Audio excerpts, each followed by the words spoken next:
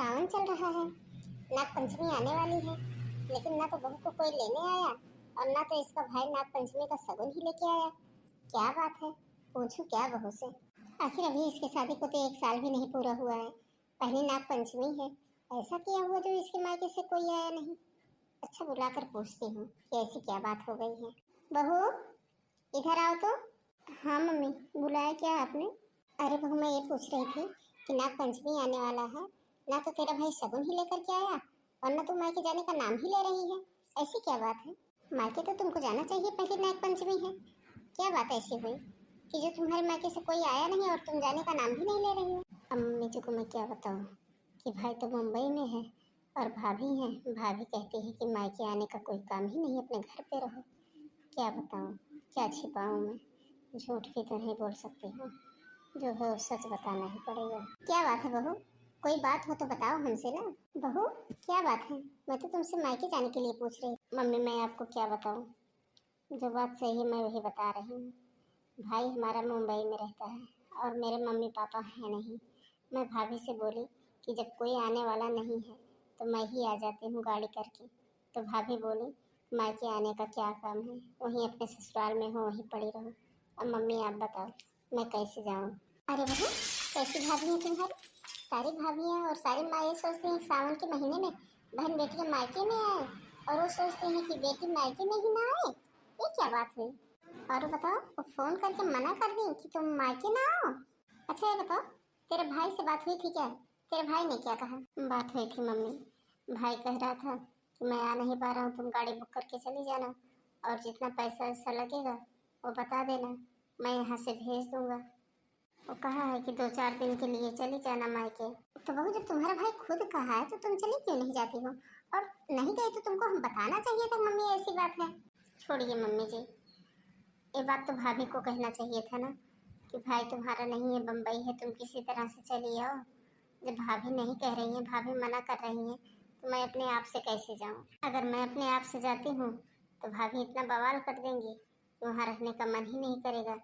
तो इससे अच्छा मैं यहीं रहूंगी, मैं नहीं जाऊंगी मायके। अच्छा बहू, चलो जाने दो, कोई बात नहीं है। अब तुम जाओ अंदर। तू जा अंदर, अपना काम कर। आजकल बहू बेटियां सब एक बराबर होती हैं, जैसे तुम्हारे लिए वो मायका है वैसे ये भी मायका है। जाओ अपना काम करो। जी मम्मी जी। बताओ, मेरी बहू मायके नहीं जा पा रही है, कितना दुखी है। अब हमको कुछ ना कुछ करके उसको उसके मायके भेजना ही पड़ेगा। ये कोई बात थोड़ा होती है, ससुराल में कितना भी सुख रहे लेकिन तब भी मायका मायका होता है। लेकिन अब मैं क्या कहूँ इसकी भाभी को, अब हमें को कोई आइडिया निकालना पड़ेगा। एक काम करती हूँ, मैं इसकी भाभी से बात करती हूँ, देखती हूँ वो क्या कहती है। हेलो काजल। हाँ मैं बोल रही हूँ बेटा, सोनम की सास। अच्छा अच्छा, नमस्ते आंटी जी। खुश रहे बेटा, खुश रहे। और बताओ क्या हो रहा है वहाँ पे? कुछ नहीं आंटी जी, बस वैसे ही बैठी थी। और बताइए, वहाँ पे सब ठीक है ना? और आंटी जी बताइए, हमारी ननद ठीक ठाक से रह रही है कि नहीं वहाँ पर? अरे बहू, कुछ नहीं ठीक है, तभी तो मैंने तुमको फोन किया है। क्या बात हुई आंटी जी? दीदी ने कुछ कहा क्या आप लोगों को? नहीं बेटा, कहती तो कुछ नहीं है, बस वैसे गुमसुम दिखती है, एकदम शांत रहती है, बहुत उदास रहती है। तभी हमने सोचा कि रुकिए उसके भाभी के पास फोन करके पूछती हूँ क्या ऐसी बात हुई है। अरे नहीं आंटी जी, ऐसी तो हमसे कोई बात नहीं हुई है और ननद जी ने हमसे इसके बारे में कोई जिक्र भी नहीं किया है। बहू, हमको ये लगता है कि वो मायके नहीं जा पा रही है, तभी वो बहुत दुखी है। मैं तो कुछ काम नहीं कर पा रही हूँ, मेरा तो पैर बहुत दर्द करता है। तभी मैंने सोनम से पूछा कि क्या बात है सोनम, मायके जा रही हो कि नहीं। मैंने उससे पूछा नाग पंचमी पे जाओगी कि नहीं, तो वो बताए कि नहीं मम्मी, आपकी तबीयत इतना खराब है, इस हालत में मैं कैसे जाऊँ। हमको लगता है कि हमारी बहू इसी की वजह से बहुत दुखी है बेटा। काजल बहू, मेरा तो ये मन कर रहा है कि तू आज ही यहाँ चली है और 2-4-6 दिन ननद के पास रह ले, क्योंकि हमारी तबीयत नहीं ठीक है इसलिए तो जा नहीं पाएगी। और जब तू आ जाएगी यहाँ पर तो हमारी भी बहू को अच्छा लगेगा और वो खुशी से रहेगी भी। अरे आंटी जी, आप ये क्या बात कर रही हैं? मैं आ जाऊँ नाग पंचमी वहाँ मनाने? अरे कोई भाभी अपने ननद के यहाँ जाती है क्या नाग पंचमी मनाने? अरे क्यों नहीं जाती बेटा, मैं मानती हूँ कि फर्ज तो ये है कि ननद जाए अपनी नाग पंचमी मनाने अपने मायके, लेकिन अब जब तुम्हारी ननद नहीं जा पा रही मेरी तबीयत की वजह से, तो तुम ही आ जाओ। आ जाओ, अपनी ननद के साथ रह लो, उसको भी अच्छा लगेगा। अरे आंटी जी, मैं वहाँ कैसे आऊँ? ये बताइए, मैं वहाँ आ जाती हूँ तो लोग क्या कहेंगे? देख बहू, यही तो सबसे बड़ी बीमारी है कि लोग क्या कहेंगे। अरे लोगों को रहना है, लोगों को हमारे घर में खुश रहना है कि हमारी बहू को हमारे घर में खुश रहना है। लोग क्या कहेंगे, लोग क्या कहेंगे, और नहीं जाएगी तब भी लोग क्या कहेंगे, तू आएगी तब भी लोग क्या कहेंगे, तू नहीं आएगी तब भी लोग क्या कहेंगे। कोई किसी का मुंह नहीं बंद कर सकता है। किसकी जिंदगी कैसे किस तरह से जीना है, सबकी अपनी अपनी जिंदगी है, सबको अपने हिसाब से जीना चाहिए बहू। इसलिए बहू, लोगों की बातों का ना ध्यान दो, मैं क्या कह रही हूँ उसको तुम ध्यान दो। तुम अपना सामान अभी पैक कर लो, मैं यहाँ से गाड़ी भेज रही हूँ, तुम उस गाड़ी में बैठ करके सीधे चली आना बस। लोगों की बातों का बिल्कुल ध्यान मत दो। ठीक है आंटी। हाँ ठीक है, और एक काम और करना, 2-4-10 दिन रुकने के लिए आना। ऐसे मत आना कि आ जा रही हो कल ही चली जाओ। ठीक है आंटी जी, कोई बात नहीं, आऊंगी मैं। इधर का तो काम हो गया। अब मैं एक काम करती हूँ कि अपनी ननद को भी बुला लेती हूँ। ये कह देती हूँ कि 2-4 दिन के लिए वो भी आ जाए, हमको अच्छा लगेगा। जब मेरी भी ननद आ जाएंगी, उसकी भाभी भी आ जाएंगी, तो ननद भाभी को किस तरह से रहना चाहिए ये वो बहू देखेगी, और जब देखेगी तब उसका पालन वो करेगी। हेलो। हाँ दीदी, नमस्ते। हाँ नमस्ते भाभी, नमस्ते। और बताइए, क्या हाल चाल है, कैसे फोन किया आपने, क्या बात है? बात कुछ नहीं है दीदी, मैं ये सोच रही हूँ कि नाग पंचमी आने वाली है, तो नाग पंचमी पे बहन बेटियां सब मायके आती हैं, तो आप भी आ जाती, हमारे साथ रहती तो हमको अच्छा लगता। अरे भाभी, आप भी क्या मजाक करती हैं। अरे बहन बेटियां मायके आती हैं, अब हम इतने उम्र के हो गए हैं, अब हम मायके आए, ये नहीं अच्छा लगता ना। अब सबका अपना अपना त्योहार होता है, तो हमारा त्योहार अब यही रहेगा, यही हमको। अरे दीदी, मैं ये सब नहीं जानती, आपको नाग पंचमी पे मेरे घर पे आना है बस। और एक चीज और, 2-4 दिन पहले आइएगा, जैसे 2-4 दिन पहले रहिए और त्योहार के बाद भी रहिए 2-4 दिन। आप आ जाएंगी दीदी ना, तो मुझको भी अच्छा लगेगा, वरना मैं तो अकेले बैठे बैठे वो भी जाती हूँ। ठीक है भाभी, आ जाऊंगी, जब आप इतना प्यार से बुला ही रही हो ना, मैं 2-4 दिन पहले आऊंगी और 2-4 दिन बाद तक रहूंगी। ठीक है दीदी। ठीक है दीदी, कल सुबह ही आप आ जाइएगा, मैं गाड़ी बुक कर दी हूँ, वो सुबह जाएगी, बस आप उसमें बैठ के आ जाइएगा। अब मैंने बहू की भाभी को भी बुला लिया है और अपनी ननद को भी बुला लिया है। अब 10-15 दिन खूब मौज मस्ती से गुजरेगा। काश अगर आज मेरे माँ बाप भी जिंदा होते, तो मम्मी को ये पूछने का मौका न मिलता कि तुम अपने मायके क्यों नहीं जा रही हो। और एक मेरी भाभी है जो हमको बुलाने का नाम ही नहीं लेती है। अगर आज मायके मेरे माँ बाप जिंदा होते तो हमको लेने के लिए ज़रूर आते, लेकिन मैं कितनी अभागिन हूँ, हमको कोई पूछने वाला ही नहीं है। अगर आज मेरे पापा होते तो मुझको ज़रूर लेने आते, लेकिन क्या करूँ, शादी के पहले ही मेरे पापा चले गए। और एक मेरी भाभी है जिसको हमसे कोई मतलब ही नहीं है। बताइए, धीरे धीरे मेरी शादी को 1 साल होने वाले, लेकिन भाभी कभी नहीं चाहती है कि मैं आऊँ। मैं कभी भाभी प्यार से हमको मायके बुलाने की कोशिश नहीं। सोनम। माँ जी, कुछ चाहिए था क्या मम्मी?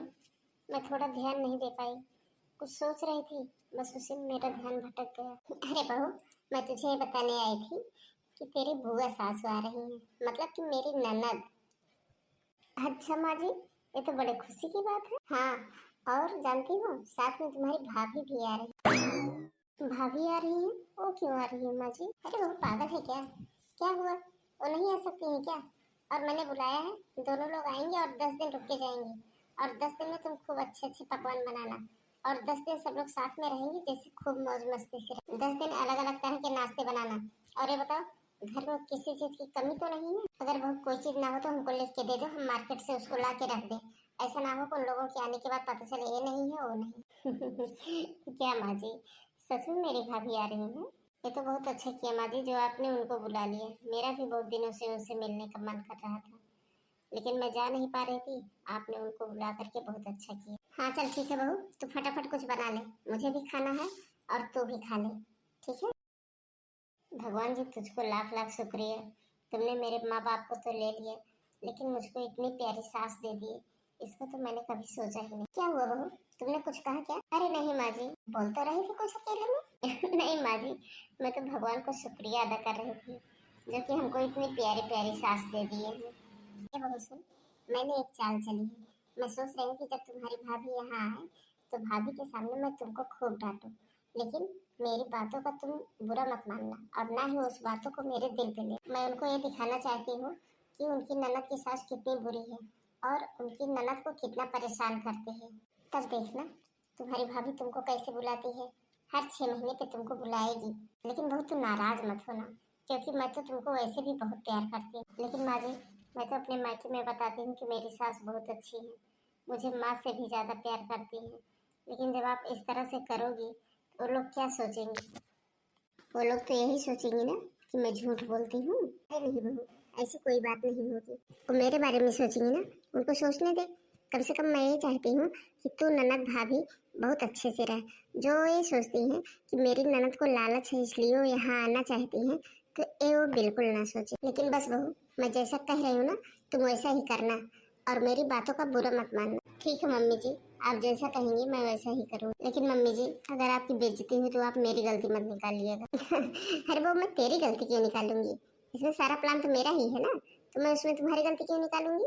नमस्ते आंटी जी। नमस्ते दीदी। खुश रहो खुश रहो। आओ बैठो काजल। दीदी बैठिए। और भाभी, बहू कहाँ गई? दिखाई नहीं दे रही कहीं। अरे दीदी, आपसे क्या छिपाना, आपको तो बताना ही पड़ेगा। मेरी बहू इतनी आलसी है, इतनी सुस्त है, जो काम 1 मिनट का होता है वो 1 घंटे में करती है। किसी काम में लगी होगी, दोपहर तक उसका काम पूरा नहीं होता है। मेरा तो उससे इतना जी उब गया है कि मैं यही सोचती हूँ कि कब हो जाए अपने मायके। लेकिन उसका मायका ऐसा है, उसके मायके में उसको कोई पूछने वाला ही नहीं है। अरे क्या बात कर रही हैं भाभी? सही कह रही हूँ दीदी। अरे दीदी छोड़िए ना बहू की बातों को। हम आपको बुलाए हैं 10 दिन मौज मस्ती करने के लिए। साथ में रहेंगे, साथ में बैठेंगे, बातें करेंगे, मस्ती करेंगे। आप वही बहू का बखेड़ा लेकर के ला करके खड़ी कर देते। उनसे पूछूं क्या मेरी ननद कहाँ है? उनसे भी मिल लो, मेरा मिलने का बहुत मन कर रहा है। लेकिन ये बुढ़िया हर बात का उल्टा जवाब देगी। लेकिन क्या करूँ, पूछना तो पड़ेगा ही। आंटी जी, सोनम दीदी नहीं दिख रही है, थोड़ा बुला देती तो मिल लेती मैं उनसे। अरे काजल बहू, तू किस मिट्टी की बनी है?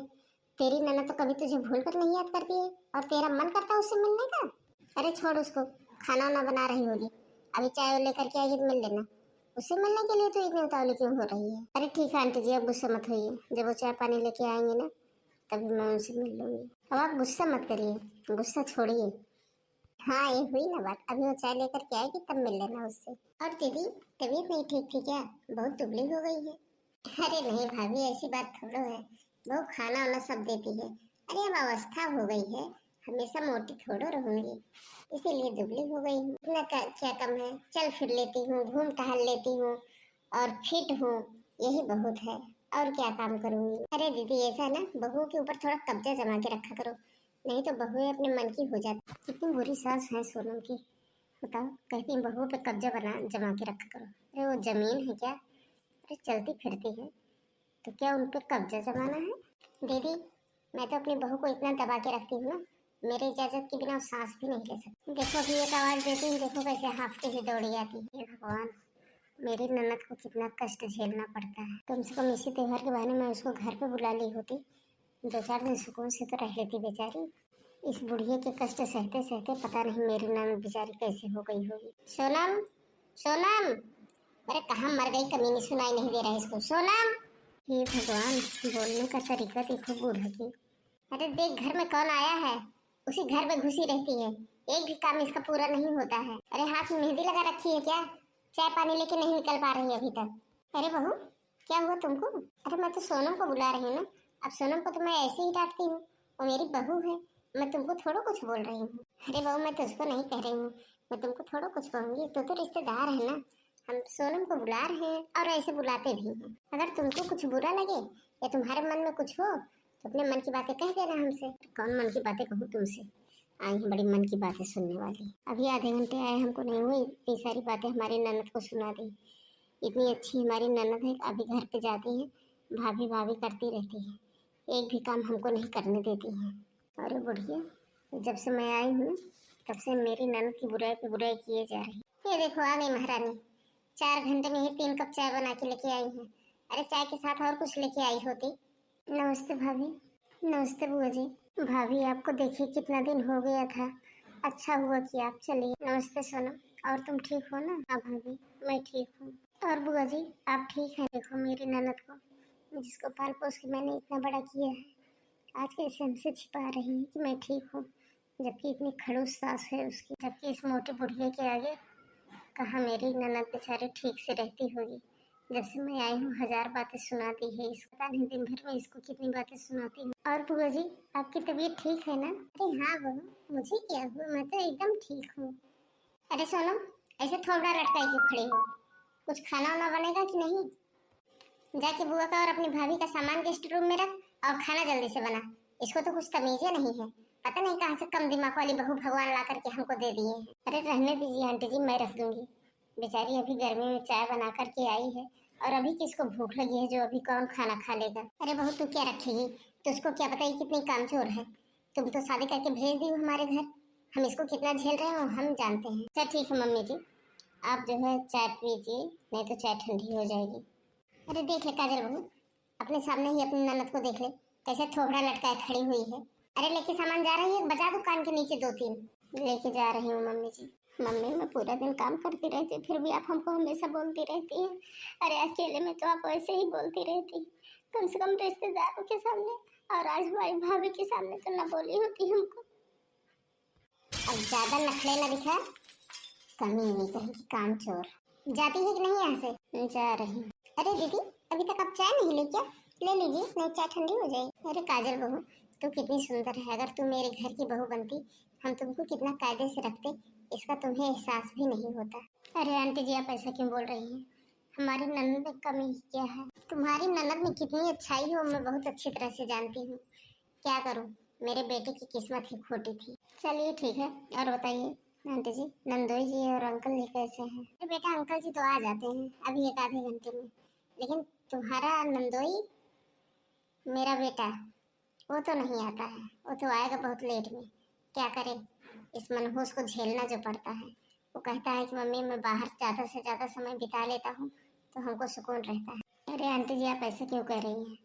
मेरी ननद पढ़ी लिखी हैं, हर चीज़ में उनके पास दिमाग है, फिर भी आप उनको बेदिमाग बोल रही हैं। सिलाई बुनाई पाक शास्त्र पार्लर सब कुछ सीख रखी है और सब कुछ आता है, फिर भी आप उनको बेदिमाग बोल रही हैं। अरे बेटा, क्या उसको आता है क्या नहीं आता है, ये अंदर की बातें हैं। अब बाहर किसी से कहूँ तो ये बातें फैलती हैं, लेकिन ये है अब तुम छेड़ दी हो तो सुन ही लो। बताइए ना आंटी जी, हमको जानना है आखिर हमारी दीदी यहाँ पे क्या ऐसा काम करती है कि जो जो देखो तब आप उसकी बुराई ही करती रहती है। अरे बहू, अगर तुमको जानने की ललक हो रही है तो सुन ही ले। ये बताओ, चाय पी तुमने? चाय में कोई स्वाद था? आंटी जी, चाय में स्वाद नहीं था तो चाय खराब भी नहीं थी। इससे अच्छी चाय तो हमको नहीं लगता कोई बना सकता है। अच्छा, चाय अच्छी थी?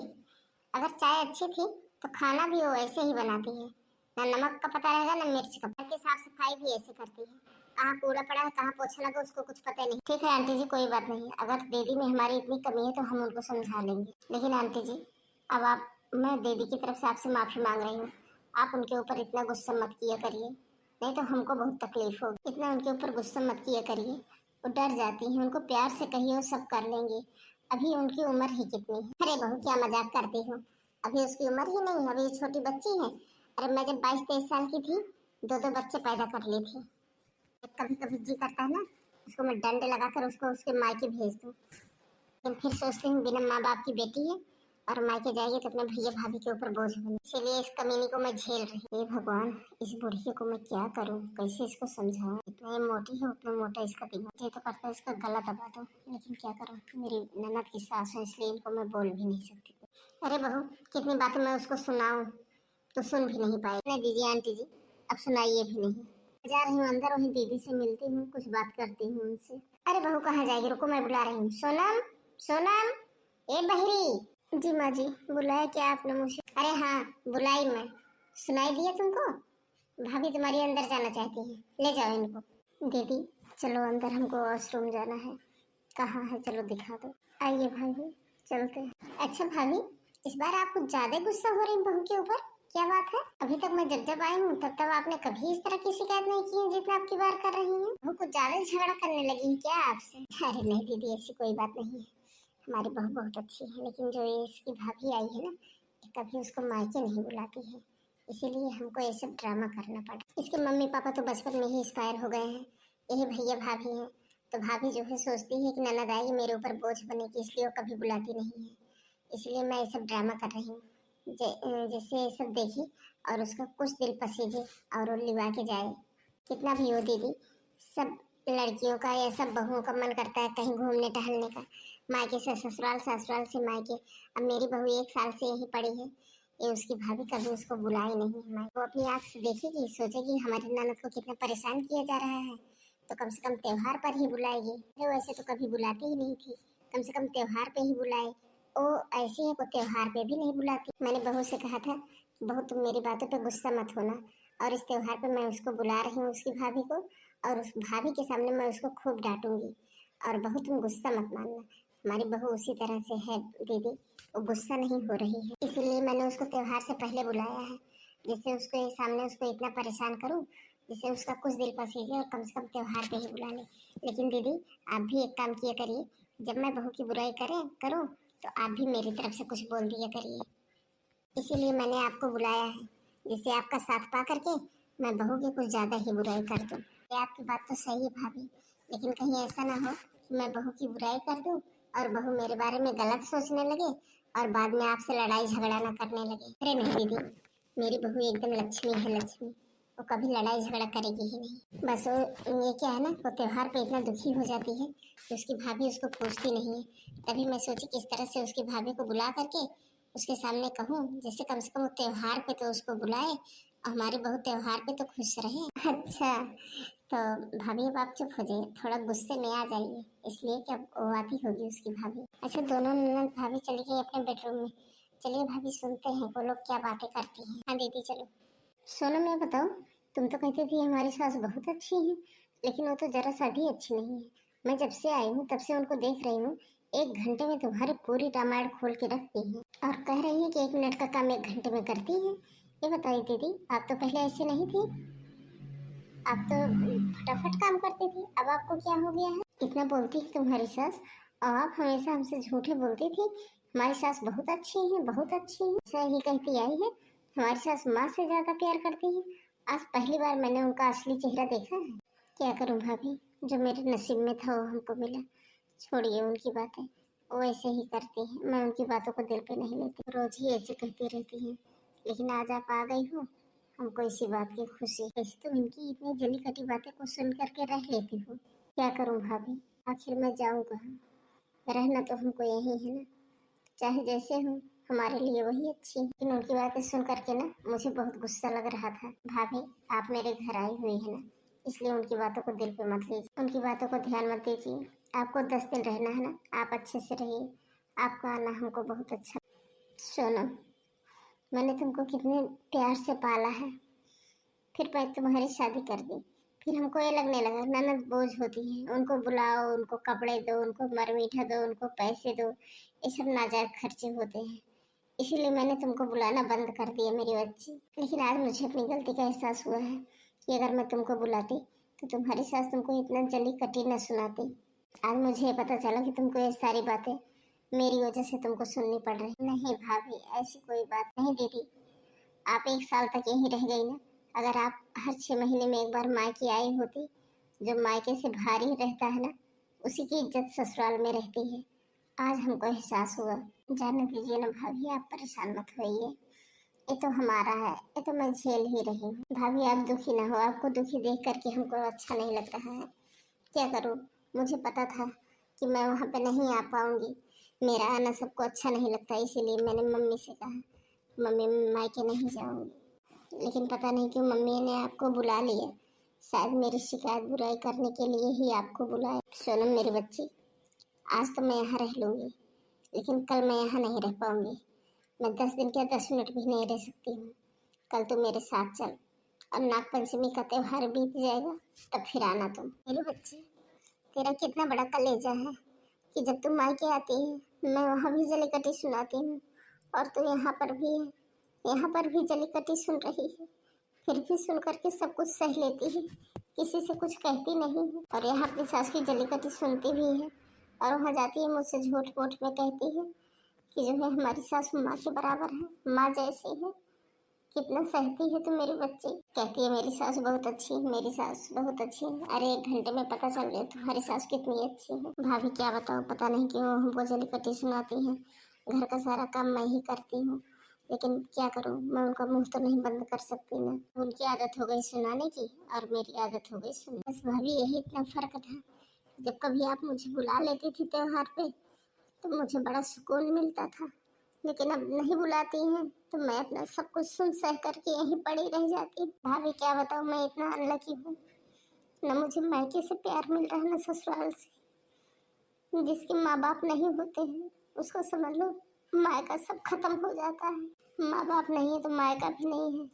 रही बात ससुराल में, तो ससुराल में चाहे जैसे रहे रहना ही पड़ता है। मतलब मेरी बच्ची, मैं तुमको लेके कल ही चलूंगी मायके, और अब की बार बोल दूंगी तुम्हारी उस खतरनाक बुढ़िया को कि मैं 15-20 दिन के पहले विदाई नहीं करूंगी, चाहे तुम्हारे घर का काम हो या ना हो, लेकिन मैं तुम्हारी विदाई 1 महीना के पहले नहीं करूँ। चलिए भाभी, नहीं तो लोग हमको देख लेंगे। ये जाने दीजिए भाभी, ये सब बात छोड़िए। ये बताइए, आज रात के खाने में आप क्या पसंद करेंगी, क्या बनाऊँ मैं आप? अरे मेरी बच्ची, तेरी बुआ सासू आई हैं, तो उनसे पूछ के खाना बना। तो जो भी बनाएगी ना, मैं तो वही सब खा लूँगी, हमको क्या। ठीक है भाभी, बहुत रात हो रहा है, एक बार जाऊँ मैं उनसे पूछ लूँ क्या खाएंगे। अरे वाह भाभी, क्या दिमाग लगाया आपने। अरे दीदी, बहुत स्टोरी मैंने देखी है ननद भाभी के झगड़े वाली, जा करके मैंने ये दिमाग लगाया कि ननद भाभी के इस रिश्ते को पहले जैसे करना है। देखो सुबह क्या होता है। वैसे भाभी, आपने बहुत अच्छा दिमाग लगाया है। अब देखो सुबह उसकी भाभी लिवा के जाती है कि नहीं। आपने तो उसको वैसे 10 दिन के लिए बुला रखा है। अरे दीदी, 10 दिन के लिए बुला के रखा था ना, और यही सोची थी कि मैं इतना इसको परेशान कर दूंगी ना कि दूसरे दिन ही लेकर के चली जाएगी। अरे बुलाई थी 10 दिन के लिए ना, कंपलसरी थोड़ा हो कि 10 ही दिन रहेगी। अब ये उसकी ननद है, उसको लिवा के जाना चाहिए, लिवा के जाए, ये अच्छी बात है। अरे नाग पंचमी है, नाग पंचमी तो लड़कियों का ही त्योहार होता है। ननद भाभी हैं, दोनों हंस बोल के साथ में रहे, हमको इसके लिए तो कोई दुख थोड़ा होता है। अब अपना काम तो हो ही गया है। अब देखो सुबह उसकी भाभी क्या एक्शन लेती है। अरे क्या हुआ, कहाँ निकल पड़ी हो दोनों लोग? अरे आंटी जी क्या बताऊँ, रात में सोनम के भैया का फोन आया था और वो मेरे ऊपर गुस्सा होने लगे। कहते त्योहार मनाने कोई ननद के घर जाता है कि ननद आती है मायके। तो मैं सोच रही हूँ कि दीदी को लिवा ले जाऊँ मैं। तो उन्होंने कहा कि सोनम को लिवा करके तुम आओ और मैं भी आ रहा हूँ घर पे त्योहार मनाने। और आंटी जी, नाग पंचमी तो बहन बेटियों का ही त्योहार होता है ना, ऐसे थोड़ा होता है कि भाभी आए ननद के घर त्योहार मना। तो मैंने उनकी पैकिंग कर दी है, उनके कपड़े उपड़े भी रख दिए। उसका कपड़ा, उसके पास कहाँ कपड़े हैं, उसके बैग कहाँ है? मम्मी जी, भाभी का बैग खाली था, उसी में मैंने अपने कपड़े रखे। लेकिन बहू तो चली जाएगी तो घर में खाना कौन बनाए? वैसे आंटी जी सोनम कौन बहुत अच्छा काम करती है, तो आप ही करती हैं, तो आप कर लीजिएगा, इसको जाने दीजिए। और मैं इसको 1 महीने के पहले आने भी नहीं दूंगी। इसे भी 1 मिनट का काम 1 घंटे में करती हैं और आप जल्दी कर लेंगी। तो मैं इसको लिवा के जा रही हूँ, 1 महीने बाद विदाई करूंगी। नहीं बहू, तो इसको लिवा के जा और जैसे ही त्योहार बीतेगा इसको भेज देना। ठीक है आंटी जी, जब पहुँचाना होगा तो हम फोन कर देंगे। अब मैं चलती हूँ, नहीं तो हमारी बैग बस छूट जाएगी। थैंक यू मम्मी जी, आपने कैसा दिमाग लगाया ननद भाभी के रिश्ते को ताजा करने के लिए। जो भाभी मुझे बुलाने से डरती थी, वही भाभी आज हमको अपने साथ लिवा के जा रही है। मुझे बहुत खुशी हो रही है मम्मी। पर बेटा, मुझे तो बहुत दुख हो रहा है। मुझे चाय कौन देगा, मुझे खाना कौन देगा, मेरी देखभाल कौन करेगा? मम्मी जी, आपके बिना मेरा मन भी वहाँ नहीं लगेगा। मैं त्योहार बीतते ही आ जाऊंगी। ठीक है मम्मी जी, मैं आ जाऊंगी। दोस्तों कैसा लगा हमारा वीडियो कमेंट करके बताइएगा। थैंक यू दोस्तों।